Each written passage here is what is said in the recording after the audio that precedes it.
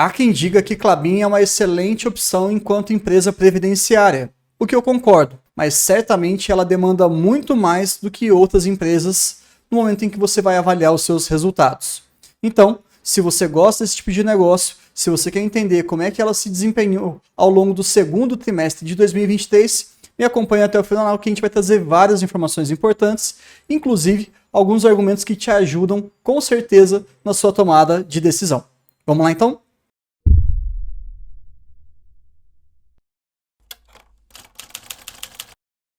Para quem já acompanha o nosso canal, sabe que eu estava no processo de certificação do CNPI. E sim, no dia 8/8 de 2023, o meu nome finalmente foi publicado no site da APMEC. A partir de hoje, vocês não estão falando apenas com uma pessoa que gosta muito do jeito Barsi de investir, um investidor que realmente quer viver do mercado.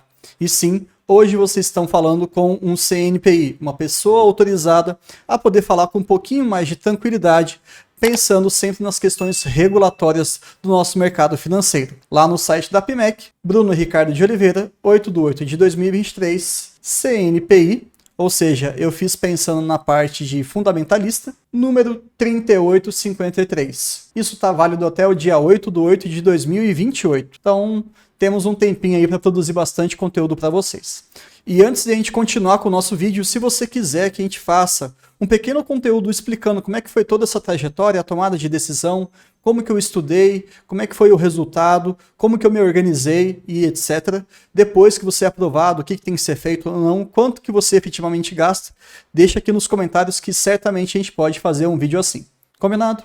Mas vamos ao que interessa. Segundo trimestre de 2023 de Klabin, que para mim é uma das melhores empresas pensando na minha estratégia de viver lá no futuro apenas de dividendos. Trazendo aqui já os próprios destaques da empresa, nós tivemos um EBITDA ajustado de 1,3 bilhão de reais nesse período, com uma redução importante, tá? De 27%. É claro que sempre quando eles trazem esse resultado, já estamos desconsiderando aquilo que é não recorrente. Ou seja, esse valor é aquilo que a empresa está efetivamente entregando. Mas além disso, nós tivemos dividendos anunciados e bem lá no finalzinho eu vou trazer uma informação que talvez você já tenha ouvido falar, mas ainda talvez não tenha visto os dados referentes a essa informação, que eu gosto bastante, é um respeito muito grande em relação ao seu investidor. Ainda não tivemos o impacto da MP28, que é uma máquina muito robusta que vai trazer, na realidade já está trazendo alguns resultados parciais para todo o consolidado da empresa como um todo. E essa informação ela é muito importante de ser trazida. Se você quiser até conhecer um pouquinho mais sobre a MP27, MP28, o tal e tão bem falado projeto Puma 2, que já está praticamente na sua fase final, eu vou deixar um resumo do Klabin desde 2022, em que eu estive presente lá em São Paulo, ok? E sim, essa informação aqui vai chamar nossa atenção, embora nós tenhamos ali outras métricas que serão abordadas aqui no vídeo, mas essa queda do EBITDA de 27% é muito importante, porque ela justamente influencia no nosso dividendo.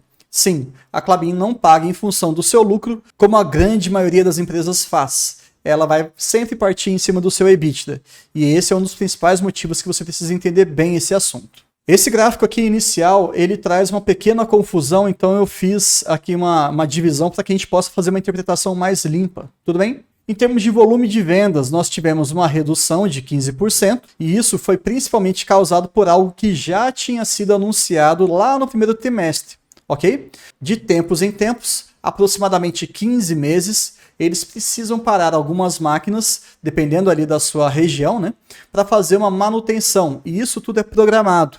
Então, eventualmente, você vai ter uma queda no seu volume de produção e, muito provavelmente, no seu volume de vendas.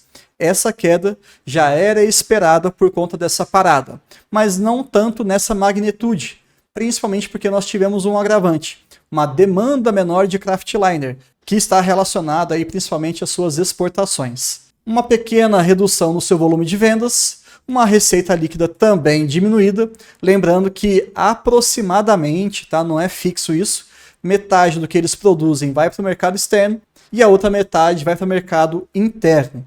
Aqui a gente pode perceber que no segundo TRI de 22 estava 56%, 44% interno e externo.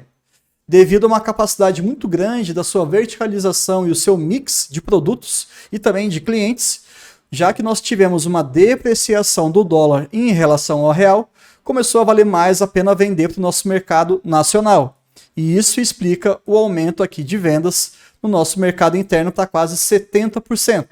E lá para fora, apenas 31%.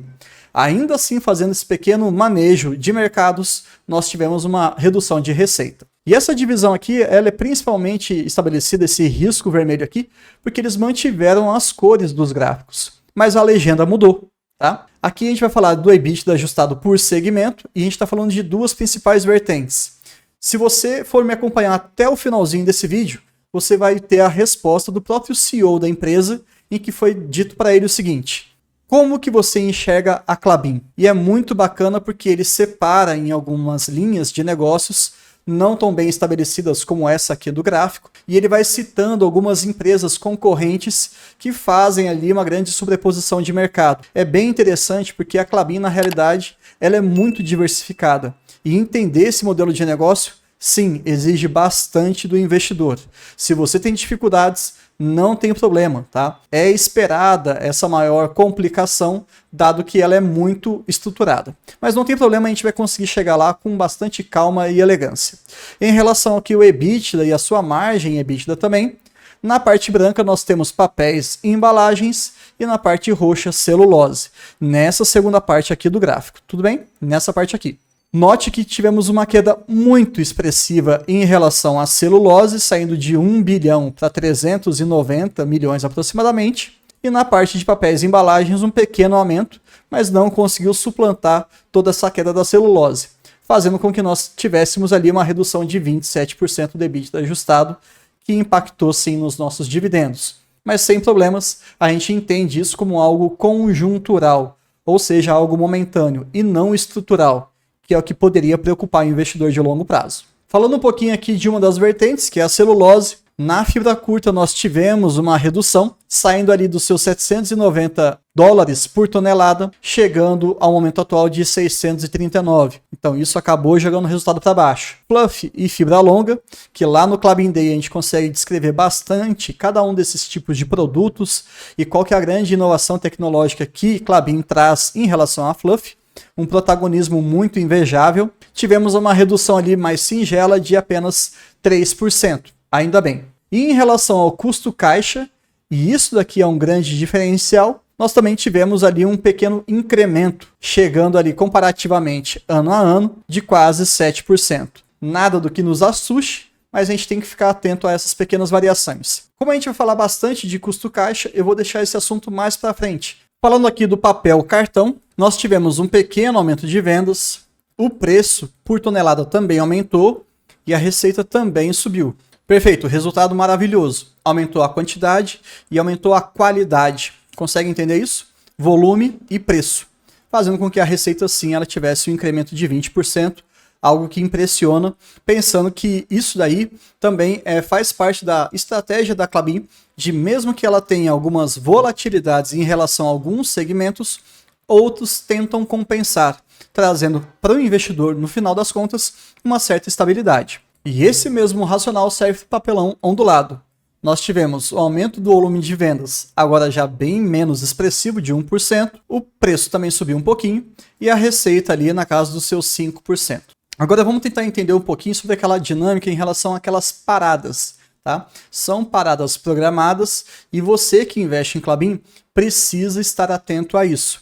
Porque eventualmente você pode ter ali em algum trimestre, em algum período do ano, dependendo ali do casamento em relação a essas agendas de manutenção, um pequeno decréscimo. E aí você vai falar assim, putz, a empresa ela não está mais entregando o que ela entregava? Não. Isso já era esperado e exige então de você, nesse momento, um certo ajuste diante daquele resultado consolidado. Olha aqui, nós tivemos então em abril a parada da unidade de Ortigueira e em maio a parada ali de Correia Pinto. No dia em que foi anunciado esses balanços, nós já tínhamos também paralisado ali, feito a manutenção em Monte Alegre. Então, para o resto do ano, não temos mais nada de paralisações. Ou melhor, de manutenções, fazendo com que nós tenhamos, pelo menos nessa questão de manutenção, nada que justifique uma redução da sua produção, da sua receita e por aí vai. Portanto, agora você entende com mais clareza os principais motivos que reduziram o nosso resultado do segundo trimestre de 2023. A queda do preço da celulose, e isso é uma commodity, não tem como a Klabin contornar isso 100%, e a parada da unidade em Ortigueira, fazendo com que nós tivéssemos um menor volume de vendas e um custo mais elevado. E aqui talvez caiba uma pequena explicação para vocês entenderem o seguinte. Quando você tem uma fábrica dessas, ela tem alguns custos que são fixos em relação ao próprio funcionamento de toda aquela estrutura, os seus funcionários e etc. E todos os meses nós temos ali uma quantidade de produção que vai ser feita. Pensa numa empresa mais simplificada, por exemplo, pares de sapato. Se de repente você teve que parar a produção durante um mês, você concorda que você vai continuar pagando o salário, pagando a energia, pagando todo aquele espaço? Sim. E você teve nesse mês de parada uma redução das suas receitas. Logo, o custo fica mais alto, pensando no global, não fica? Na hora que você retoma a produção, você vai ter esse custo fixo ainda, porém você vai ter agora uma receita normalizada, fazendo com que, do ponto de vista proporcional, aquele seu custo ele fique mais reduzido. E é por isso que a gente fala do tal do CPV, o custo de produto vendido. A gente utiliza em outras indústrias, em outros negócios, mas é mais ou menos essa percepção. O custo não aumentou à toa, ele foi justamente por conta desse evento já programado. Vamos um pouco além então. Esse gráfico mostra bastante o nosso EBITDA por cada um dos seus segmentos, em celulose e papéis e embalagens. Ele fala sobre a sua margem do EBITDA e a participação também. Por ser algo cheio de números, isso talvez possa complicar o investidor que está começando. A gente fez aqui de uma maneira mais gráfica. Vamos olhar aqui o EBITDA ajustado do segundo trimestre de 2023 e perceba que nós tivemos aí 61% desse resultado vindo de papéis e embalagens e 39% vindo do segmento de celulose. Lembre-se sempre, pós-Puma 2, quando tudo estiver normalizado, tiver tudo na sua capacidade máxima, o que a Klabin está projetando? Ela quer ter uma participação de celulose menor do que essa, girando em torno de 30% aproximadamente, e papéis e embalagens com algo muito próximo de 70%, 65% por aí. O que isso vai trazer para a gente cada vez mais? Previsibilidade. Porque quando você tem uma exposição muito grande à celulose, aí eu concordo com você em colocar a Klabin no setor de commodities, um setor com um ciclo muito volátil. Quando ela começa a diversificar os seus negócios e aumenta a produção e a participação de papéis e embalagens, diminuindo a dependência da celulose, ela começa a ser mais previsível. Perene ela já é, tem mais de 100 anos. Mas com essa participação mais relevante dessa outra linha de negócios, a gente tende a ter um resultado cada vez mais previsível, com menos susto, com menos solavanco.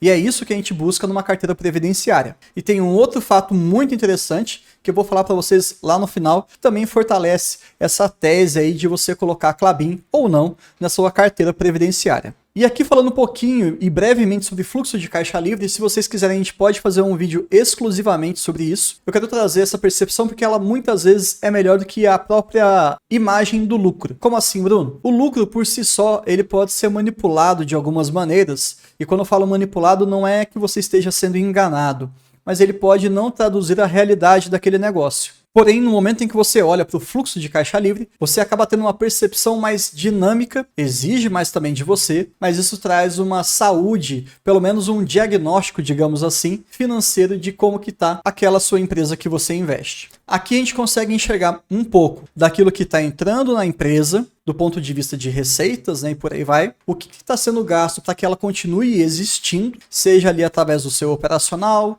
dos seus financiamentos e dos seus investimentos, e o que acaba efetivamente sobrando. Então, se esse fluxo de dinheiro que entra e que sai, e também o que fica livre, isso traz para você uma percepção melhor. Então, se você quiser efetivamente um vídeo um pouquinho mais curto e técnico sobre esse assunto, deixa aqui nos comentários, mas sem entrar em demais detalhes, aqui, olhando nos últimos 12 meses, considerando como data final o segundo TRI de 23, nós temos um fluxo de caixa livre ajustado yield bem saudável, na casa de 21%. Pegando o último resultado lá há um ano atrás, lembrando que ainda estava tendo um grande desembolso com o projeto Puma 2, etc. Naturalmente, aquele fluxo que entrava de grana boa parte saía para os seus investimentos, nós tínhamos ali algo menor, de 14,5, ainda interessante, tá? Mas bem menor do que nós temos agora. Então sim, muito bem, era esperado sim uma melhora dessa métrica e ela está em patamar muito saudável.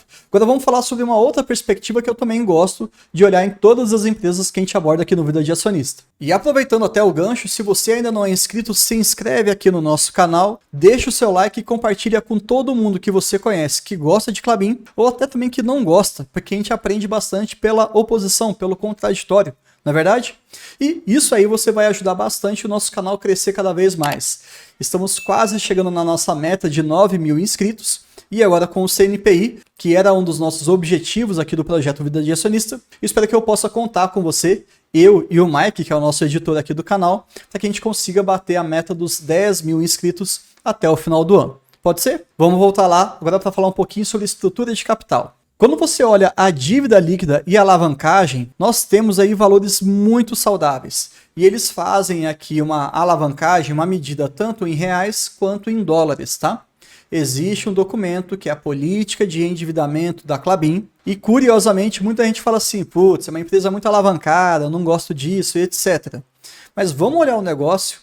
Vamos entender como é que ele funciona, vamos entender como é que os seus diretores, os seus executivos, eles definem aquilo que é saudável ou não para o negócio. E se você for ler esse documento, você percebe que a alavancagem mínima é de 2,5 vezes. Nesses patamares, dependendo daquilo que você está olhando, ou em dólares ou em reais, nós estamos muito próximo do limite inferior. Então não é esperado que isso caia mais. Como nós não temos nenhum grande ciclo de investimento para frente, para onde é que vai esse dinheiro? Com novas máquinas entrando em operação, aumentando a sua produção a cada trimestre, eu deixo solto aí para você, mas eu posso dizer com uma pequena segurança que há uma probabilidade bem relevante de que isso vire dividendos maiores daqui para frente. Mas enfim, em termos de estrutura de capital, a gente percebe que ela está muito saudável. E só para fechar esse assunto, vamos falar um pouquinho sobre o seu caixa, que hoje gira em torno de 8,4 bilhões de reais. E pegando todas aquelas dívidas, né, a gente chama de amortização, cada uma dessas parcelas futuras, eles conseguem com esse dinheiro atualmente pagar tudo o que eles devem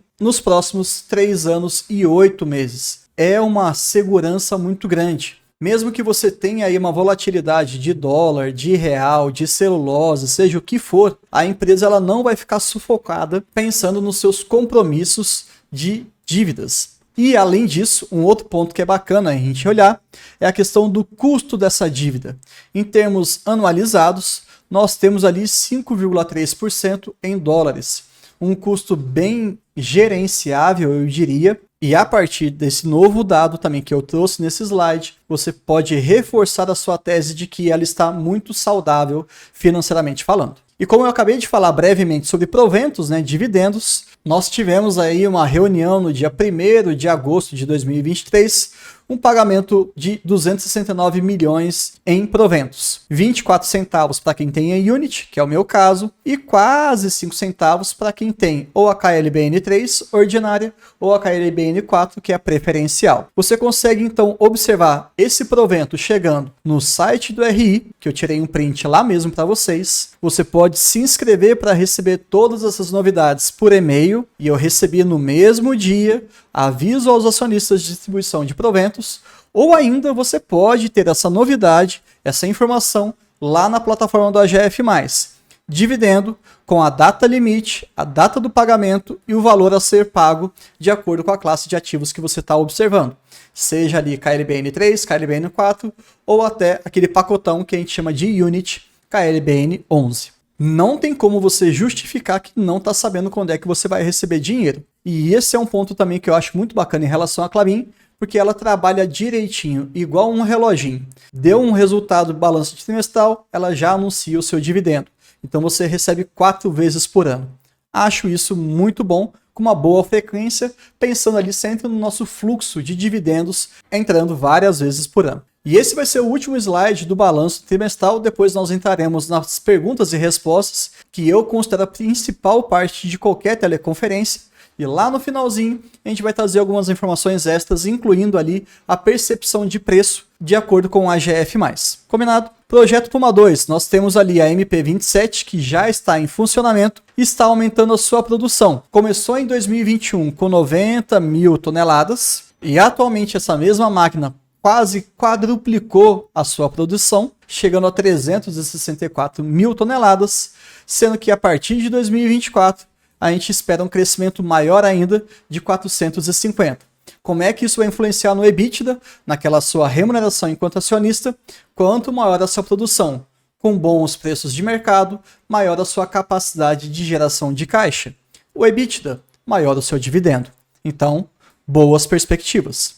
A segunda fase do projeto Puma 2 está relacionada à MP28, que começou a entrar em operação muito recentemente, então esse segundo trimestre não teve nenhum impacto. Vou deixar isso bem claro, não tivemos nenhum impacto. Mas para o terceiro e para o quarto trimestres, nós temos ali pelo menos 165 mil toneladas. E a partir de 2027, eu sei que isso é muito lá para frente, nós teremos um incremento ali de mais 460 mil toneladas. Perspectivas positivas também de aumento de dividendos para os próximos trimestres, olhando essa ótica, ok? E já que a gente está falando de futuro, vamos trazer aqui algumas informações em relação às perguntas que foram feitas pelos analistas e investidores e também a resposta dos executivos, dos diretores da Klabin. Primeira pergunta foi em relação a investimentos futuros ou dividendos, ou seja, já praticamente terminamos o nosso ciclo de investimento massivo em Puma 2, que ficou muito famoso, foi muito divulgado e teve ali um alto grau de exigência em relação à competência operacional dos seus funcionários. Está praticamente finalizado. Será que eles vão colocar um outro projeto em andamento? Eles não foram tão diretos nessa resposta, mas trouxeram uma dinâmica do mercado que eu achei bem interessante. Há um movimento de baixa no mercado global onde a Klabin atua. E isso não é ruim, porque você começa a enxergar algumas oportunidades, porque há uma reprecificação dos ativos. Já que não está dando tanto dinheiro assim, pensando no mundo inteiro, alguns investimentos começam a não acontecer mais, ou até passam a ser postergados. Então a gente pode encontrar alguma oportunidade, e um exemplo disso poderia ser feito através de fusão ou de aquisição. M&A é a sigla em inglês para esses dois movimentos, e aqui eu trouxe 30 segundos de teoria para vocês, tá? Muita gente repete sem saber o que é. E para você entender rapidamente, o que é uma fusão? Empresa A com empresa B se juntam e criam uma nova empresa, que não é mais a A e nem é mais a B. Tudo bem? Ela não carrega mais a sua identidade anterior. Quando a gente fala de uma aquisição, geralmente são empresas de tamanhos bem diferentes e uma acaba incorporando a outra.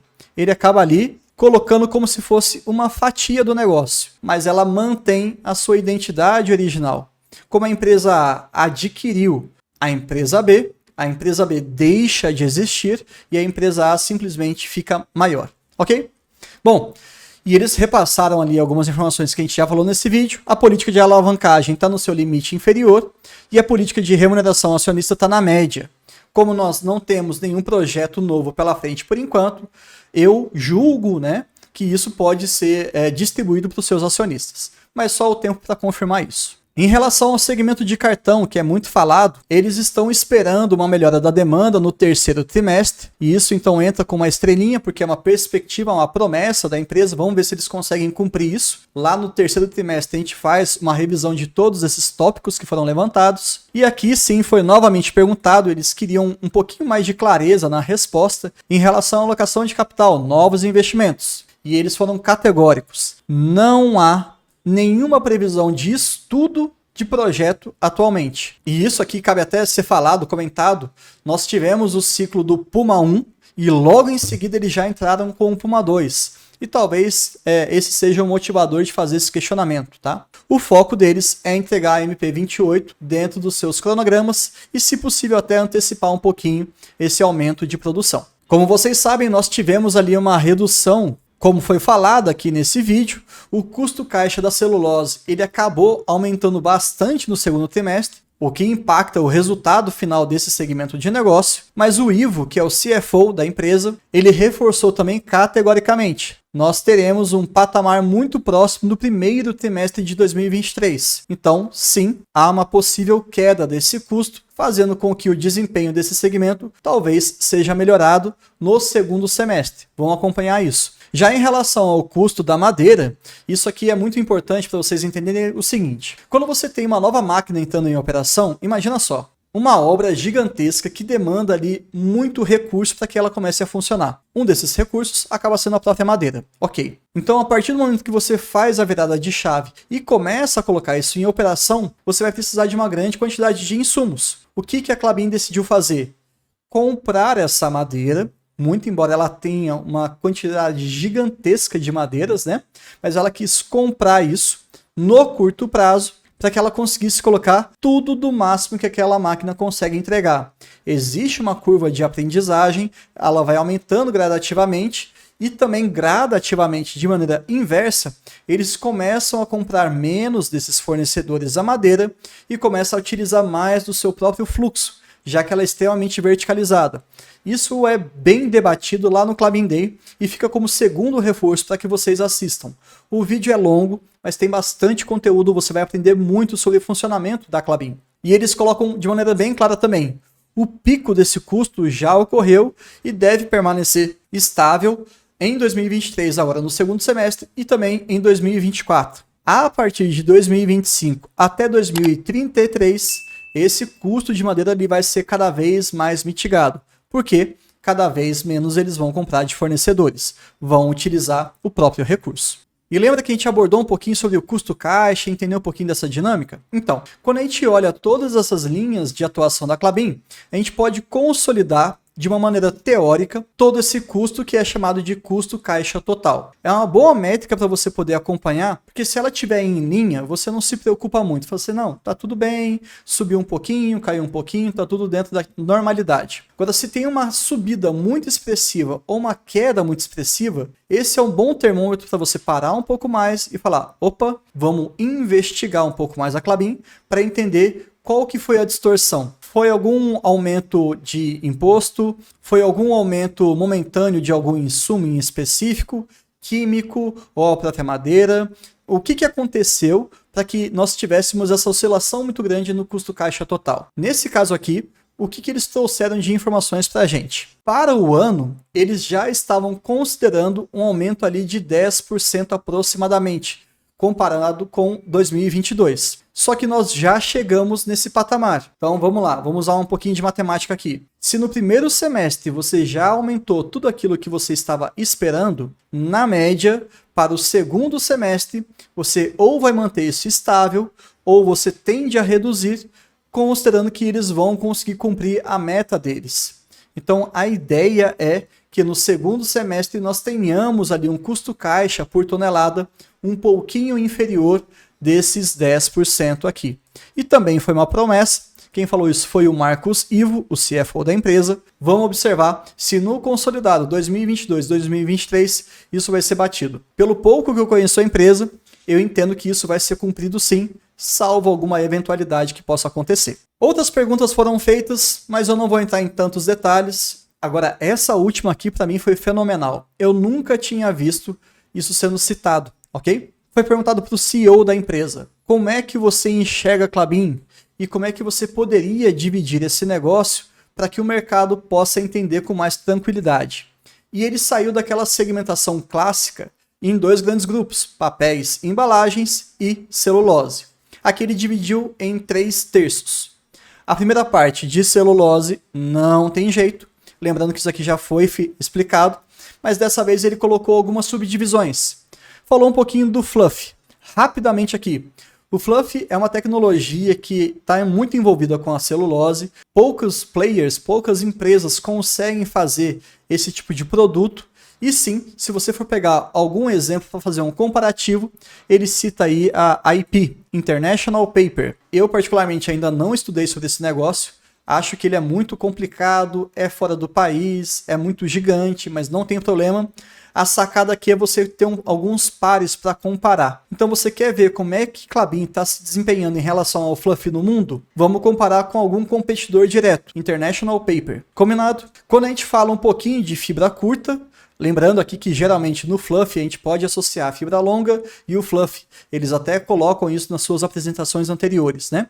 Mas nós temos a fibra curta. E aí o carro-chefe do mundo é a Suzano, vocês sabem disso.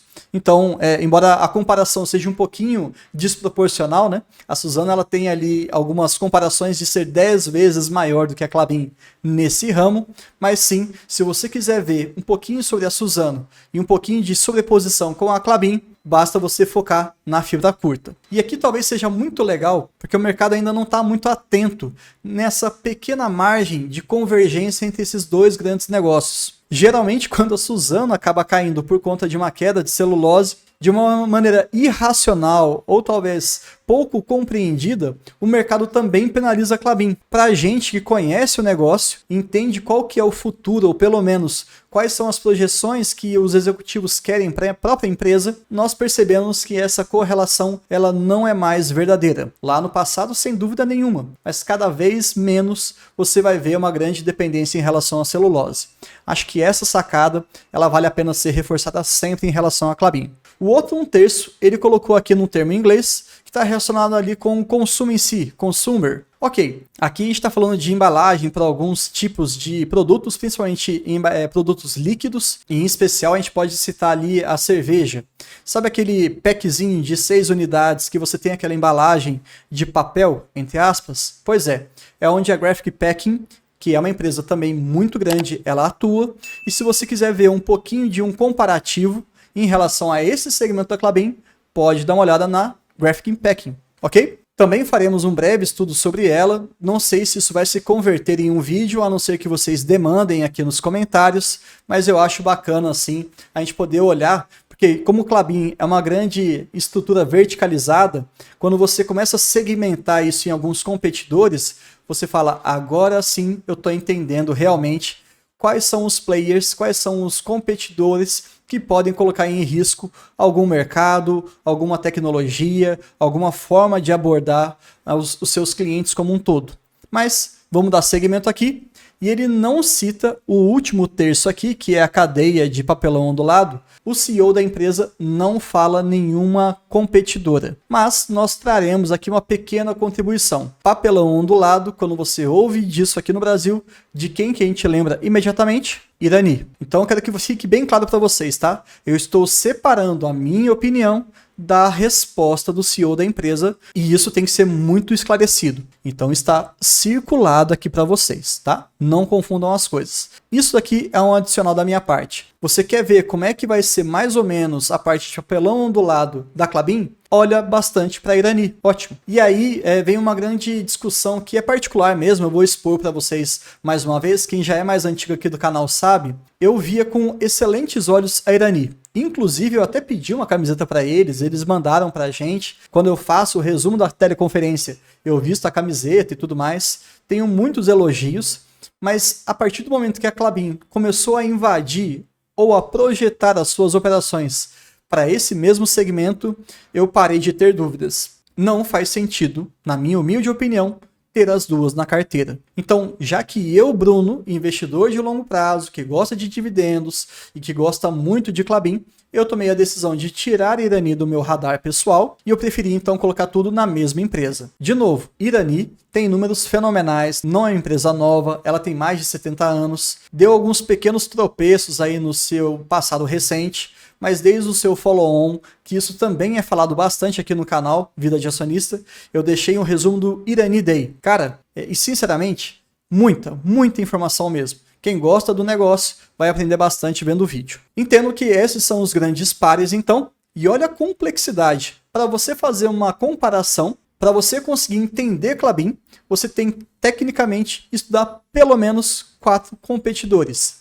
International Paper, Suzano, Graphic Packing e Irani. Ela sim é muito complexa. Eu diria até um pequeno resumo antes de entrar na última tela aqui do nosso vídeo. Ela se encaixa muito bem para quem está começando a investir, pelo fato de ela ter muitas características previdenciárias. Qual que é o calcanhar de Aquiles dessa frase? Ela é difícil de você conseguir fazer a leitura. Demanda do investidor muito. Então talvez investir em um negócio que você não conheça muito bem não seja uma boa estratégia, tá? Mas têm essa consciência. Ela tem várias características: perenidade, governança, previsibilidade, recorrência dos seus pagamentos, uma estrutura muito diversificada, verticalização, exposição ao dólar, consegue manipular bem o seu resultado para mercado interno e mercado externo. Isso a gente falou bastante no primeiro trimestre de 2023.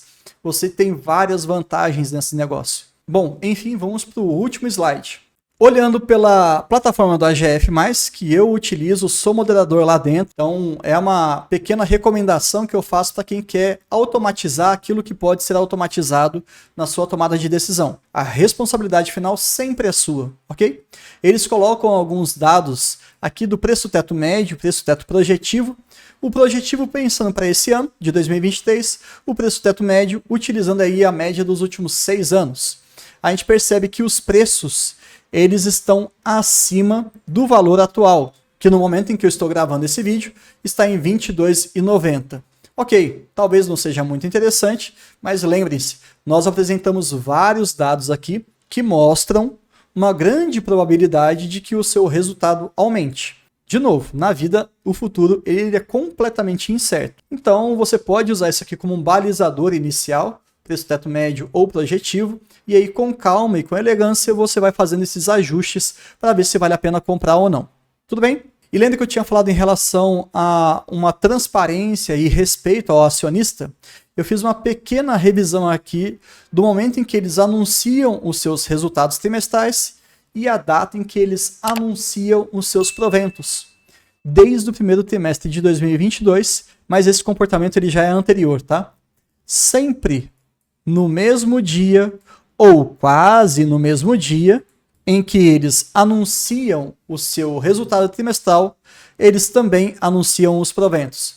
Então, para mim, já está praticamente internalizado o seguinte: opa, vai sair um resultado de Klabin? Vai ter anúncio de dividendos. A gente gosta disso, né?